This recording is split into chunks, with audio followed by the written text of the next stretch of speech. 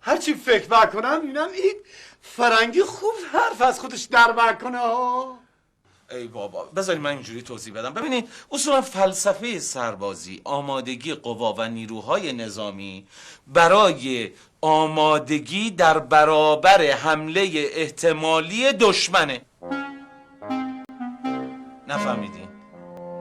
نه. ببینید شما فکر کنید که شما رو میبرن اجباری. خب در اونجا شما با تاکتیک های جنگی و سلاح آشنا میشین و با نظم و انضباط و دیسیپلین در یک فضای سیستماتیک نظامی آشنا میشید که اگر فردای روزی نیروهای بیگانه خواستن به ما حمله بکنن آمادگیشو داشته باشیم از خودمون دفاع بکنیم.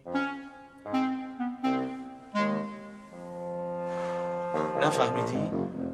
نه. هرچی فکر کنم اینم این فرنگی خوب حرف از خودش در کنه.